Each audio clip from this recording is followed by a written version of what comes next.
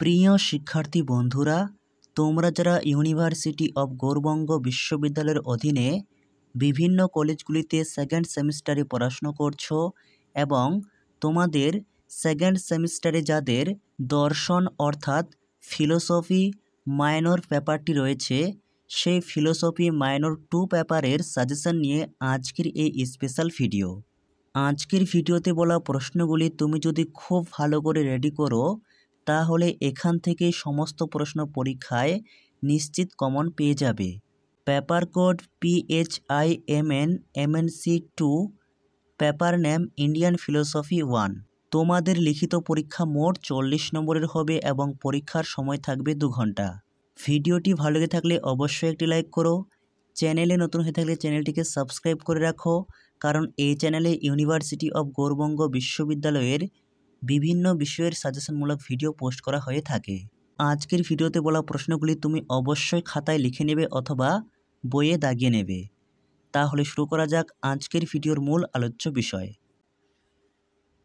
বিভাগ ক, নিম্নলিখিত 3টি প্রশ্নের মধ্যে থেকে যে কোনো একটি প্রশ্নের উত্তর দাও। মান 15, অর্থাৎ মান 15-র তোমাদের পরীক্ষায় 3টি প্রশ্ন দেওয়া হবে। এই 3টি প্রশ্নের মধ্যে থেকে যে কোনো একটি প্রশ্ন লিখতে হবে। 15 মার্কের জন্য যে প্রশ্নগুলি তোমরা পড়বে: 1. ভারতীয় দর্শনের সাধারণ বৈশিষ্ট্যগুলি ব্যাখ্যা করো, অথবা ভারতীয় দর্শনের প্রকৃতি বা স্বরূপ সম্পর্কে আলোচনা করো। 2. প্রকৃতির স্বরূপ ব্যাখ্যা করো। সাংখ্য মতে প্রকৃতির অস্তিত্বের সপক্ষে প্রমাণগুলি আলোচনা করো, অথবা সাংখ্য মতে প্রকৃতি বলতে কী বোঝায়, প্রকৃতির 3টি উপাদানের স্বরূপ বিবৃত করো, প্রকৃতির অস্তিত্বের সপক্ষে যুক্তিগুলি কি কি আলোচনা করো। 3. জৈন সাধ্যবাদের সবিচার আলোচনা করো। এই প্রশ্নটি 2023 সালের পরীক্ষায় চলে এসেছে। যে প্রশ্নগুলি 2023 সালের পরীক্ষায় চলে এসেছে সেই প্রশ্নগুলি তোমরা দেখে রাখবে। 4. চার্বাকরা কিভাবে অনুমানকে প্রমাণ হিসেবে খণ্ডন করেন, তাদের যুক্তি কি গ্রহণযোগ্য আলোচনা করো, অথবা অনুমান যথার্থ জ্ঞান বা প্রমার উৎস চার্বাকরা কিভাবে তা অস্বীকার করেন, এটি কি গ্রহণযোগ্য, অথবা অনুমানের প্রামাণ্য খণ্ডনের সপক্ষে চার্বাকদের যুক্তি উল্লেখ করো ও বিচার করো। এই প্রশ্নটি খুবই গুরুত্বপূর্ণ। যদিও 2023 সালের পরীক্ষায় চলে এসেছে, তবুও তোমরা খুব ভালো করে এই অংশটি পড়ে রাখবে। 5. ন্যায় মতে প্রত্যক্ষের সংজ্ঞা দাও। নির্বিকল্প ও সবিকল্প প্রত্যক্ষের পার্থক্য আলোচনা করো। 6. বৈশেষিক মতে অভাব বলতে কী বোঝায়, অভাবের বিভিন্ন প্রকারগুলি ব্যাখ্যা করো, অভাবকে কিভাবে জানা যায় তা ব্যাখ্যা করো। 7 পর্বে ব্যাপ্তি কাকে বলে, ব্যাপ্তি গ্রহের বিভিন্ন উপায়গুলি ব্যাখ্যা করো, অথবা ব্যাপ্তি কী, ব্যাপ্তি কিভাবে প্রতিষ্ঠিত হয়, ন্যায়মত অনুসারে আলোচনা করো। 8 পর্বে ক্ষণিকবাদ ব্যাখ্যা ও বিচার করো। 9. জৈন অনেকান্তবাদ ব্যাখ্যা ও বিচার করো, অথবা জৈন দর্শন অনুসারে অনেকান্তবাদ ব্যাখ্যা করো। 10 পর্বে বৈশেষিক মতে পদার্থ বলতে কী বোঝায়, তারা কতগুলি পদার্থ স্বীকার করেন, যে কোনো একটি পদার্থ সম্পর্কে সংক্ষিপ্ত বিবরণ দাও। এই ছিল মান 15-র সেরা 10টি প্রশ্ন। এরপর বিভাগ খ, যেখানে তোমাদের মান 5-এর প্রশ্ন করতে হয়। নিম্নলিখিত 5টি প্রশ্নের মধ্যে থেকে যে কোনো 3টি প্রশ্নের উত্তর দাও। মান 5, অর্থাৎ মান 5-এর 5টি প্রশ্ন পরীক্ষায় থাকবে। এর মধ্যে থেকে যে কোনো 3টির উত্তর করতে হবে। মান 5-এর জন্য পড়বে: 1.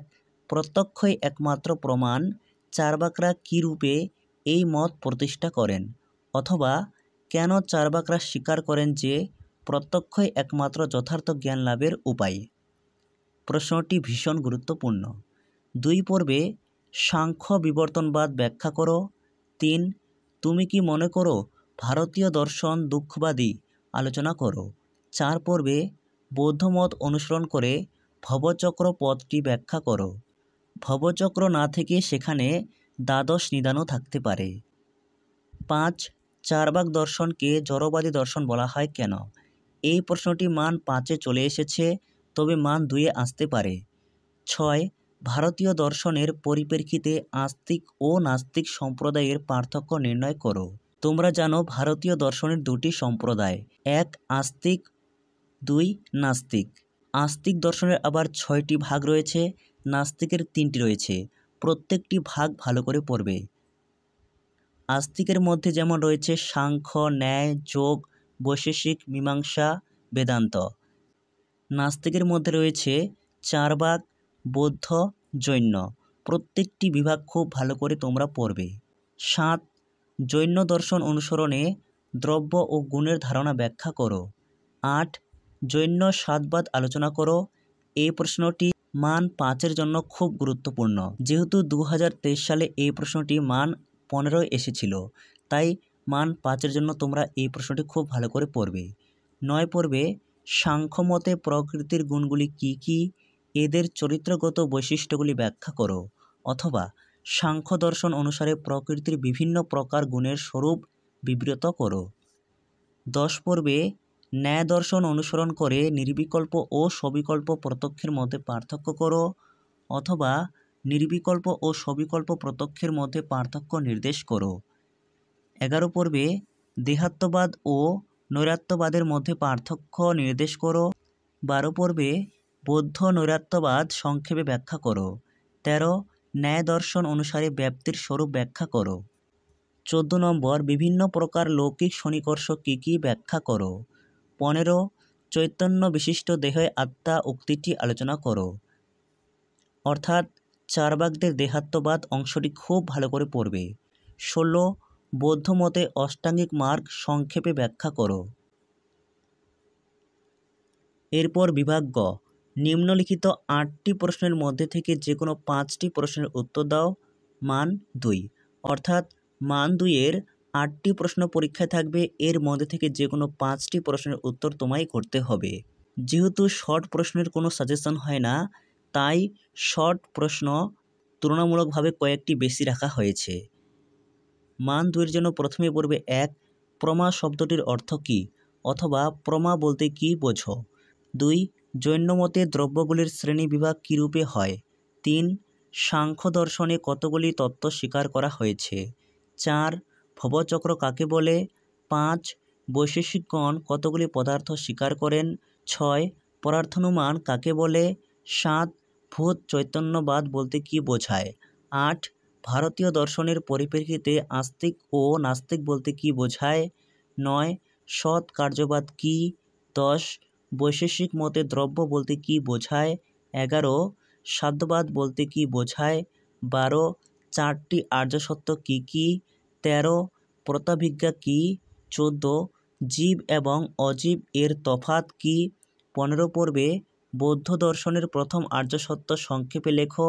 16 বৈশেষিক মতে নিত্য দ্রব্যগুলি কী কী। 17 বৈশেষিক মতে পদার্থ কী। 18 পর্বে আর্যসত্য চতুষ্টয়গুলি কী কী।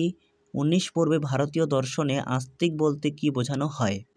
20 সৎ কার্যবাদ বলতে কী বোঝায়। 21 ব্যাপ্তি কী।